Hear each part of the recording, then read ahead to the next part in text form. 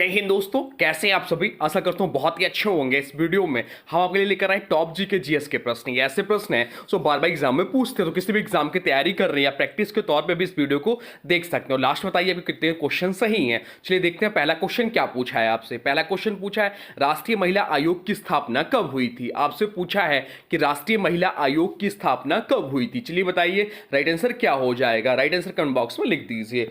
तो right answer जो हो जाएगा वो हो जाएगा ऑप्शन बी 1992 में। राष्ट्रीय महिला आयोग की जो स्थापना हुई थी वह 1992 में हुई थी। राष्ट्रीय महिला आयोग की स्थापना जनवरी 1992 में की गई थी। इसे राष्ट्रीय महिला आयोग अधिनियम 1990 के अंतर्गत गठित किया गया था। इसका उद्देश्य महिलाओं के संवैधानिक और कानूनी अधिकारों की रक्षा और उन्हें सशक्त बनाने के लिए कार्य करना है। तो अधिनियम कब आया? राष्ट्रीय महिला आयोग अधिनियम 1990। स्थापना हुई 1992 में। मुख्यालय ध्यान रखिए, मुख्यालय जो इसका है नई दिल्ली में। पहली अध्यक्ष जरूर ध्यान रखिए, किसी भी एग्जाम किसी भी क्वेश्चंस के लिए इंपॉर्टेंट है, आप पूछ लेता है एग्जाम में। तो पहली अध्यक्ष जो थी राष्ट्रीय महिला आयोग की वो जयंती पटनायक थी। तो वर्तमान अध्यक्ष भी ध्यान रखिए, वर्तमान अध्यक्ष जो है विजया रहाटकर है। इसकी प्रकृति जो है यह संवैधानिक नहीं वैधानिक निकाय है। अब चलते हैं अगले प्रश्न की ओर, देखते हैं अगला प्रश्न क्या पूछा है आपसे। अगला प्रश्न जो पूछा है वह पूछा है कौन सा देश वृत्ताकार रेलवे नेटवर्क के लिए प्रसिद्ध है। आपसे पूछा है कि कौन सा देश जो है वृत्ताकार रेलवे नेटवर्क के लिए प्रसिद्ध है। चलिए बताइए राइट आंसर क्या हो जाएगा इसका। राइट आंसर कमेंट बॉक्स में लिख दीजिए। तो राइट आंसर जो हो जाएगा वो हो जाएगा ऑप्शन सी रूस। इस प्रश्न का राइट आंसर हो जाएगा। रूस का वृत्ताकार रेलवे नेटवर्क विशेषकर मॉस्को सर्कल रेलवे के लिए प्रसिद्ध है।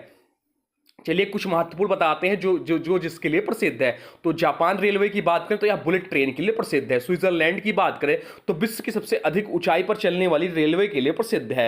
रूस की बात करें तो वृत्ताकार रेलवे नेटवर्क के लिए प्रसिद्ध है। तो भारत की बात करें तो भारत जो है सबसे लंबे रेलवे नेटवर्क है एशिया में। पर यह ध्यान रखिएगा एशिया में जो है भारत सबसे लंबा रेलवे नेटवर्क। और विश्व की बात करें तो यूएसए इस प्रश्न इसके लिए राइट आंसर हो जाएगा। यूएसए जो है सबसे लंबा रेलवे नेटवर्क है विश्व में। अब चलते हैं अगले प्रश्न की ओर, देखते हैं अगला प्रश्न क्या पूछा है आपसे। अगला प्रश्न जो पूछा है वह पूछा है भारत में पहला मेट्रो रेल नेटवर्क किस शहर में शुरू हुआ।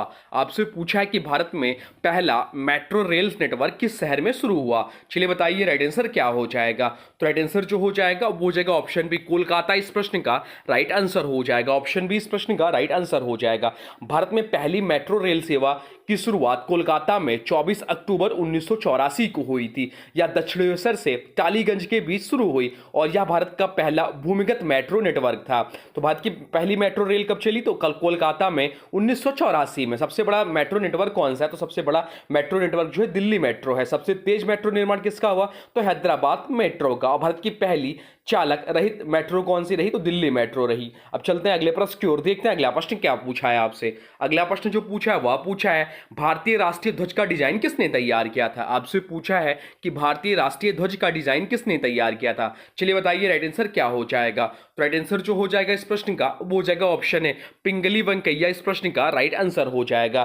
पिंगली वेंकैया ने भारतीय राष्ट्रीय ध्वज का मूल डिजाइन तैयार किया था। उनका यह डिजाइन 22 जुलाई 1947 को संविधान सभा द्वारा स्वीकार किया गया था। भारतीय राष्ट्रीय ध्वज को संविधान सभा ने 22 जुलाई 1947 को अपनाया। ध्यान रखिएगा ध्वज में 3 रंग होते हैं। केसरी त्याग का प्रतीक है, सफेद सत्य एवं शांति का प्रतीक है, हरा जो है समृद्धि का प्रतीक है। केंद्र में अशोक चक्र नीले रंग में 24 तीलियां वाला है, सत्य का प्रतीक है। ध्वज का अनुपात कितना होता है यह भी एग्जाम में पूछता है। तो ध्वज का अनुपात जो है 3:2 है, यानी कि लंबाई और चौड़ाई ये है। लंबाई जो है 3 है और चौड़ाई जो है 2 है। अशोक चक्र लिया कहां से गया? तो अशोक चक्र जो है सारनाथ स्थित अशोक स्तंभ से लिया गया है। अब चलते हैं अगले प्रश्न की ओर, देखते हैं अगला प्रश्न क्या पूछा है आपसे। अगला प्रश्न जो पूछा है वह पूछा है किसके शासनकाल में प्रसिद्ध संस्कृत ग्रंथ राजतरंगिणी लिखा गया था। आपसे पूछा है किसके शासनकाल में प्रसिद्ध संस्कृत ग्रंथ राजतरंगिणी लिखा गया है। चलिए बताइए राइट आंसर क्या हो जाएगा। राइट आंसर हो जाएगा ऑप्शन बी कल्हड़। इस प्रश्न का राइट आंसर हो जाएगा ऑप्शन बी इस प्रश्न का राइट आंसर हो जाएगा। राजतरंगिणी एक प्रसिद्ध संस्कृत ऐतिहासिक ग्रंथ है जिसकी रचना कल्हड़ ने की थी। यह ग्रंथ 12वीं शताब्दी में कश्मीर के राजाओं के इतिहास को क्रमबद्ध रूप से प्रस्तुत करता है।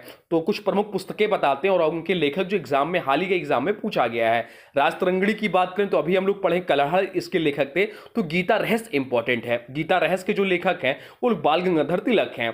इंडिया ब्रिंग्स फ्रीडम की बात करें तो इंडिया ब्रिंग्स फ्रीडम की जो लेखक हैं वो मौलाना अबुल कलाम आजाद हैं। द डिस्कवरी ऑफ इंडिया भी एग्जाम में पूछ लेता है। तो द डिस्कवरी ऑफ इंडिया के जो लेखक हैं वो पंडित जवाहरलाल नेहरू। एक बुक और ध्यान रखिए अनआइनड वायरस की बात करें तो अनआइनड वायरस की बात करें तो यह जो है अरुंधति राय द्वारा लिखा गया है। अब चलते हैं अगले प्रश्न की ओर, देखते हैं अगला प्रश्न क्या पूछा है आपसे। अगला प्रश्न जो पूछा है वह पूछा है भारत का सबसे पुराना उच्च न्यायालय कौन सा है। आपसे पूछा है कि भारत का सबसे पुराना उच्च न्यायालय कौन सा है। चलिए बताइए राइट आंसर क्या हो जाएगा। तो राइट आंसर जो हो जाएगा वो हो जाएगा ऑप्शन डी, कोलकाता उच्च न्यायालय इस प्रश्न का राइट आंसर हो जाएगा। ऑप्शन डी इस प्रश्न का राइट आंसर हो जाएगा। कोलकाता उच्च न्यायालय की स्थापना 1 जुलाई 1862 को हुई थी। यह भारत का सबसे पुराना उच्च न्यायालय है। या इंडियन हाई कोर्ट एक्ट 1861 के तहत स्थापित किया गया था। चलिए भारत के उच्च न्यायालय से महत्वपूर्ण बताते हैं आपको जो एग्जाम में पूछता है। सबसे पुराना उच्च न्यायालय जो भी इसी क्वेश्चन में पूछा गया है तो कोलकाता उच्च न्यायालय जिसकी स्थापना 1862 में हुई। भारत का सबसे बड़ा उच्च न्यायालय कौन सा, तो जजों की संख्या के आधार पर तो इलाहाबाद उच्च न्यायालय है। भारत का सबसे नया उच्च न्यायालय कौन सा, तो भारत का सबसे नया उच्च न्यायालय 2025 तक आंध्र प्रदेश है, जो कि आंध्र प्रदेश उच्च न्यायालय जिसकी स्थापना 1 जनवरी 2019 को। देश में उच्च न्यायालयों की कुल संख्या कितनी है, तो देश में उच्च न्यायालयों की कुल संख्या जो वर्तमान समय में है वह 25 है।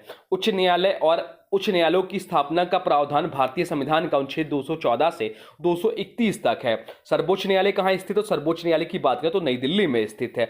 उच्च न्यायालयों के मुख्य न्यायाधीश की नियुक्ति कौन करता है, यह भी एग्जाम के दृष्टि से इंपॉर्टेंट है। तो सभी उच्च न्यायालय के मुख्य न्यायाधीश की जो नियुक्ति करता है वो भारत का राष्ट्रपति करता है। अब चलते हैं अगले प्रश्न की ओर, देखते हैं अगला प्रश्न क्या पूछा है आपसे। अगला प्रश्न जो पूछा है वह पूछा है अंतरिक्ष में जाने वाले पहले व्यक्ति कौन थे। आपसे पूछा है कि अंतरिक्ष में जाने वाले पहले व्यक्ति कौन थे। चलिए बताइए राइट आंसर क्या हो जाएगा। तो राइट आंसर जो हो जाएगा वो हो जाएगा ऑप्शन बी, यूरी गागरिन इस प्रश्न का राइट आंसर हो जाएगा। ऑप्शन बी इस प्रश्न का राइट आंसर हो जाएगा। यूरी गागरिन सोवियत संघ के अंतरिक्ष यात्री थे। उन्होंने 12 अप्रैल 1961 को वोस्तोक 1 यान में सवार होकर अंतरिक्ष की यात्रा की थी। वह पृथ्वी कक्षा में पहुंचने वाले पहले मानव थे। यह दिन अब अंतरराष्ट्रीय मानव अंतरिक्ष उड़ान दिवस के रूप में मनाया जाता है। यूरी गागरिन का यह मिशन केवल 108 मिनट का था। अब चलते हैं अगले प्रश्न की ओर, देखते हैं अगला प्रश्न क्या पूछा है आपसे। अगला प्रश्न जो पूछा है वह पूछा है संगीत के क्षेत्र में भारत रत्न प्राप्त करने वाले पहले व्यक्ति कौन थे। आपसे पूछा है कि संगीत के क्षेत्र में भारत रत्न प्राप्त करने वाले पहले व्यक्ति कौन थे। इंपॉर्टेंट प्रश्न है। चलिए बताइए राइट आंसर क्या हो जाएगा। तो राइट आंसर जो हो जाएगा वो हो जाएगा ऑप्शन बी, एमएस सुब्बुलक्ष्मी इस प्रश्न का राइट आंसर हो जाएगा। एमएस सुब्बुलक्ष्मी कर्नाटक संगीत की महान गायिका 1998 में भारत रत्न पाने वाली पहली संगीतज्ञ बनी। वह अंतरराष्ट्रीय स्तर पर भी ख्याति प्राप्त रही। चलिए आपको भारत रत्न से संबंधित महत्वपूर्ण बताते हैं। तो भारत रत्न की स्थापना किस वर्ष हुई थी, तो भारत रत्न की स्थापना जो हुई थी 1954 में हुई थी। भारत रत्न किस प्रकार का पुरस्कार है, तो भारत रत्न जो है भारत का सर्वोच्च नागरिक सम्मान है। भारत रत्न किसे दिया जाता है, तो भारत रत्न जो है कला, साहित्य, विज्ञान, सामाजिक सेवा और खेलों में असाधारण योगदान के लिए दिया जाता है। भारत रत्न पुरस्कार देने की घोषणा कौन करता है, तो भारत के राष्ट्रपति करते हैं। भारत रत्न पाने वाले पहले व्यक्ति कौन थे, तो भारत रत्न पाने वाले पहले व्यक्ति जो थे डॉक्टर सर्वपल्ली राधाकृष्णन, चक्रवर्ती राजगोपालाचारी और सीवी रमन थे। इन्हें 1954 में 3 लोग को मिला। अब तक 2025 तक कुल कितने भारत रत्न प्राप्तकर्ता हो चुके हैं, तो 48 हो चुके हैं। मरणों उपरांत भारत रत्न पाने वाले पहले व्यक्ति कौन थे, यह भी ध्यान रखिए। तो मरणों उपरांत भारत रत्न पाने वाले पहले व्यक्ति जो थे वो लाल बहादुर शास्त्री साहब थे।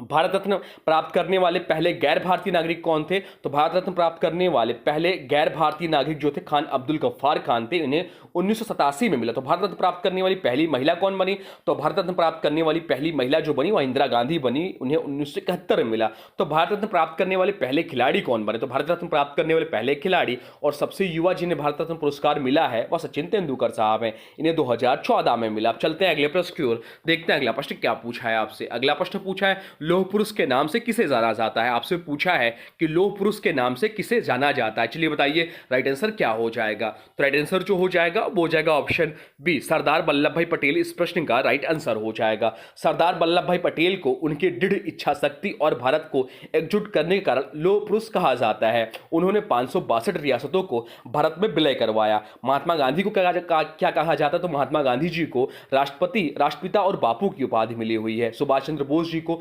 नेताजी कहते हैं। तो बाल गंगाधर तिलक को लोकमान्य और भारतीय क्रांति के जनक के रूप में कहे जाते हैं।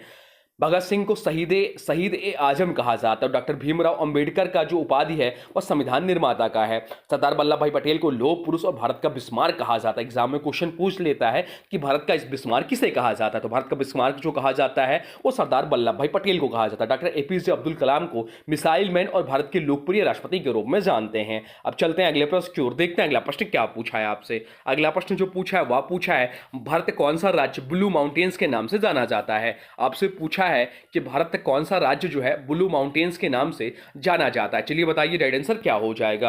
राइट आंसर हो जाएगा ऑप्शन बी मिजोरम। इस प्रश्न का राइट आंसर हो जाएगा मिजोरम को ब्लू माउंटेन्स का देश कहा जाता है। इसका सबसे ऊंचा पर्वत फोंगपुई है जिसे स्थानीय लोग ब्लू माउंटेन कहते हैं। यहाँ की हरियाली और पर्वतीय परिदृश्य इसे यह उपनाम देते हैं। चलिए मिजोरम से संबंधित कुछ महत्वपूर्ण बताते हैं आपको। तो मिजोरम जिसकी स्थापना दिवस है 20 फरवरी 1987 को, राजधानी है आइजोल और राजकीय भाषा यहाँ की मिजो और अंग्रेजी। अब चलते हैं अगले प्रश्न की ओर, देखते हैं अगला प्रश्न क्या पूछा है आपसे। अगला प्रश्न जो पूछा है वह पूछा है विश्व बैंक का मुख्यालय कहाँ है। आपसे पूछा है कि विश्व बैंक का मुख्यालय कहाँ है। चलिए बताइए राइट आंसर क्या हो जाएगा। तो राइट आंसर जो हो जाएगा वो हो जाएगा ऑप्शन सी वाशिंगटन डीसी में है विश्व बैंक का मुख्यालय। ध्यान रखिए विश्व बैंक का मुख्यालय संयुक्त राज्य अमेरिका के वाशिंगटन डीसी में स्थित है। इसकी स्थापना 1944 में ब्रिटेन वुड्स सम्मेलन के दौरान की गई थी। यह एक अंतर्राष्ट्रीय वित्तीय संस्था है जो विकासशील देशों को विकास परियोजनाओं के लिए ऋण और तकनीकी सहायता प्रदान करती है। तो स्थापना कब हुआ? 1944 में। मुख्यालय वाशिंगटन डीसी में। और इसके वर्तमान अध्यक्ष जो है 14वें वो है अजय बंगा साहब। ये भारतीय मूल के पहले अध्यक्ष हैं। अब चलते हैं अगले प्रश्न की ओर, देखते हैं अगला प्रश्न क्या पूछा है आपसे। अगला प्रश्न जो पूछा है वह पूछा है अनुच्छेद 280 जो है किससे संबंधित है। आपसे पूछा है कि अनुच्छेद 280 जो है किससे संबंधित है। चलिए बताइए राइट आंसर क्या हो जाएगा। राइट आंसर कमेंट बॉक्स में लिख दीजिए, आपके कमेंट का इंतजार है। तो राइट आंसर जो हो जाएगा वो हो जाएगा ऑप्शन ए वित्त आयोग। इस प्रश्न का राइट आंसर हो जाएगा अनुच्छेद 280 के तहत भारत में वित्त आयोग की स्थापना होती है या केंद्र और राज्यों के बीच वित्तीय संसाधनों के वितरण की सिफारिश करता है। पहला आयोग 1951 में गठित हुआ था। 16वें वित्त आयोग के अध्यक्ष कौन है? तो 16वें वित्त आयोग के अरविंद पनगड़िया साहब 16वें वित्त आयोग के अध्यक्ष हैं और इससे पहले एनके सिंह 15वें वित्त आयोग के अध्यक्ष थे। अब चलते हैं अगले प्रश्न की ओर, देखते हैं अगला प्रश्न क्या पूछा है आपसे। अगला प्रश्न जो पूछा है वह पूछा है विश्व पृथ्वी दिवस का हर वर्ष कब मनाया जाता है। आपसे पूछा है कि विश्व पृथ्वी दिवस अर्थ डे हर वर्ष कब मनाया जाता है। चलिए बताइए राइट आंसर क्या हो जाएगा। तो राइट आंसर जो हो जाएगा राइट आंसर कमेंट बॉक्स में लिख दीजिए। राइट आंसर हो जाएगा ऑप्शन है 22 अप्रैल। इस प्रश्न का राइट आंसर हो जाएगा 22 अप्रैल को हर वर्ष पृथ्वी की रक्षा, पर्यावरण जागरूकता और प्राकृतिक संसाधनों के संरक्षण के लिए विश्व पृथ्वी दिवस मनाया जाता है। इसकी शुरुआत 1970 में हुई थी। चलिए अप्रैल माह से महत्वपूर्ण दिवस बताते हैं आपको। तो 2 अप्रैल को विश्व ऑटिज्म जागरूकता दिवस, नीले रंग की थीम होती है। या 5 अप्रैल को राष्ट्रीय समुद्री दिवस मनाया जाता है। 7 अप्रैल को विश्व स्वास्थ्य दिवस मनाया जाता है WHO की स्थापना की स्मृति में। तो 14 अप्रैल को अंबेडकर जयंती मनाया जाता है। तो 18 अप्रैल को विश्व धरोहर दिवस मनाया जाता है। 22 अप्रैल को अभी हम लोग पढ़े हैं पृथ्वी दिवस पर्यावरण संरक्षण को समर्पित होता है। या तो 24 अप्रैल को राष्ट्रीय पंचायती राज दिवस मनाया जाता है। भारत में त्रिस्तरीय पंचायती राज की शुरुआत हुई थी। तो 25 अप्रैल को विश्व मलेरिया दिवस मनाया जाता है और 29 अप्रैल को अंतर्राष्ट्रीय नृत्य दिवस नृत्य कला के प्रति सम्मान के लिए मनाया जाता है। अब चलते हैं अगले प्रश्न की ओर, देखते हैं अगला प्रश्न क्या पूछा है आपसे। अगला प्रश्न जो पूछा वह पूछा है परमाणु ऊर्जा नियामक बोर्ड की स्थापना कब हुई थी। परमाणु ऊर्जा नियामक बोर्ड की स्थापना कब हुई थी आपसे पूछा है। चलिए बताइए राइट आंसर क्या हो जाएगा। राइट आंसर हो जाएगा ऑप्शन बी 1983 में। 1983 में परमाणु ऊर्जा नियामक बोर्ड की स्थापना हुई थी। परमाणु ऊर्जा नियामक बोर्ड को कहते हैं एटॉमिक एनर्जी रेगुलेटरी बोर्ड की स्थापना 1983 में की गई थी। इसका मुख्य कार्य परमाणु ऊर्जा संयंत्रों की सुरक्षा निगरानी करना है। वर्तमान अध्यक्ष जरूर ध्यान रखिए, वर्तमान अध्यक्ष जो है इसके दिनेश कुमार शुक्ला साहब हैं। अब चलते हैं अगले प्रश्न की ओर, देखते हैं अगला प्रश्न क्या पूछा है आपसे। अगला प्रश्न जो पूछा है वह पूछा है एशिया का सबसे बड़ा मरुस्थल कौन सा है। एशिया का सबसे बड़ा मरुस्थल कौन सा है। चलिए बताइए राइट आंसर क्या हो जाएगा। तो राइट आंसर जो हो जाएगा वो हो जाएगा ऑप्शन ए गोबी मरुस्थल जो है एशिया का सबसे बड़ा मरुस्थल है। इंपॉर्टेंट मार्क कर लीजिए आने वाले एग्जाम के लिए। गोबी मरुस्थल एशिया का सबसे बड़ा मरुस्थल है। यह मंगोलिया और चीन के कुछ हिस्सों में फैला हुआ है। यह मरुस्थल रेतीला नहीं बल्कि पथरीला और पथरीली भूमि वाला। इसका क्षेत्रफल लगभग 13 लाख वर्ग किलोमीटर है। गोबी मरुस्थल में दिन और रात तापमान में अधिक अंतर होता है। अब चलते हैं अगले प्रश्न की ओर, देखते हैं अगला प्रश्न क्या पूछा है आपसे। अगला प्रश्न पूछा है इंटरपोल का मुख्यालय कहाँ स्थित है। आपसे पूछा है कि इंटरपोल का मुख्यालय कहाँ स्थित है। चलिए बताइए राइट आंसर क्या हो जाएगा। राइट आंसर हो जाएगा ऑप्शन डी लियोन। इस प्रश्न का राइट आंसर हो जाएगा इंटरपोल यानी कि इंटरनेशनल क्रिमिनल पुलिस ऑर्गेनाइजेशन का मुख्यालय जो है लियोन फ्रांस में है। यह 194 देशों की सदस्यता वाला विश्व का सबसे बड़ा पुलिस संगठन है। वर्तमान अध्यक्ष जो है इंटरपोल के वर्तमान अध्यक्ष संयुक्त अरब अमीरात के मेजर जनरल अहमद नासर अल राइसी हैं। अध्यक्ष जरूर ध्यान रखिए वर्तमान समय का। चलते हैं अगले प्रश्न की ओर, देखते हैं अगला प्रश्न क्या पूछा है आपसे। अगला प्रश्न पूछा है कुतुब मीनार का निर्माण किस काल में हुआ था। आपसे पूछा है कि कुतुब मीनार का निर्माण जो है किस काल में हुआ था। चलिए बताइए राइट आंसर क्या हो जाएगा।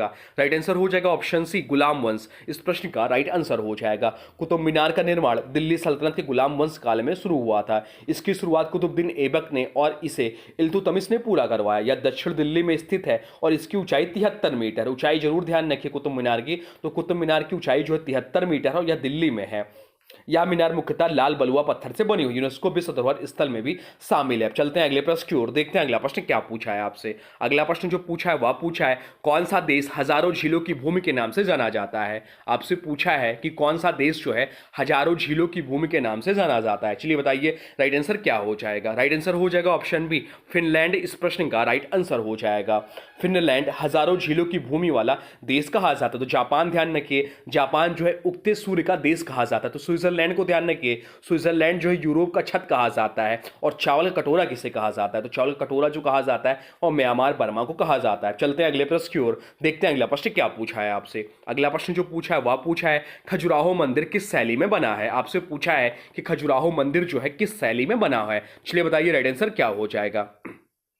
तो राइट आंसर जो हो जाएगा वो हो जाएगा ऑप्शन ए नागर। इस प्रश्न का राइट आंसर हो जाएगा खजुराहो मंदिर जो है नागर शैली में बना हुआ, या जो है मध्य प्रदेश के छतरपुर जिले में स्थित है। इसकी शैली जो है नागर शैली से निर्मित उत्तर भारत की प्रमुख मंदिर वास्तु शैली। निर्माण काल की बात करें तो 950 से 1050 ईस्वी के बीच चंदेल वंश द्वारा हुआ था। इसे यूनेस्को विश्व धरोहर स्थल में घोषित है 1986 में। अब चलते हैं अगले प्रश्न की ओर, देखते हैं अगला प्रश्न क्या पूछा है आपसे। अगला प्रश्न जो पूछा है वह पूछा है दादा साहब फाल्के पुरस्कार किस क्षेत्र में दिया जाता है। आपसे पूछा है कि दादा साहब फाल्के पुरस्कार जो है किस क्षेत्र में दिया जाता है। तो राइट आंसर जो हो जाएगा वो जगह ऑप्शन सी सिनेमा के क्षेत्र में दिया जाता है दादा साहब फाल्के पुरस्कार। दादा साहब फाल्के पुरस्कार भारतीय सिनेमा के सर्वोच्च सम्मान में से एक है। इसकी शुरुआत 1969 में हुई थी। सबसे पहले जिन्हें यह मिला वह देविका रानी जी को मिला। यह पुरस्कार जीवन भर की उपलब्धियों के लिए दिया जाता है। तो ये रहे आपके टॉप जी के जीएस के प्रश्न। अब आज की वीडियो से प्रश्न है, इसका राइट आंसर आप लोगों को कमेंट बॉक्स में बताना है। आज की वीडियो से प्रश्न है भारतीय राष्ट्रीय ध्वज का डिजाइन किसने तैयार किया था। भारतीय राष्ट्रीय ध्वज का डिजाइन किसने तैयार किया था, यह आज की वीडियो से प्रश्न है। इसका राइट आंसर आप लोग कमेंट बॉक्स में बताना। जो भी कुछ जानते हैं इस प्रश्न के बारे में वह सब कुछ भी कमेंट बॉक्स में लिख दीजिएगा। और हाँ देखिए, अभी तक आपने वीडियो को लाइक नहीं किया तो प्लीज वीडियो को लाइक कर दीजिए और चैनल पर नए चैनल को सब्सक्राइब भी कर लीजिए। तो चलिए मिलते हैं नए वीडियो में, तब तक के लिए थैंक्स फॉर वॉचिंग।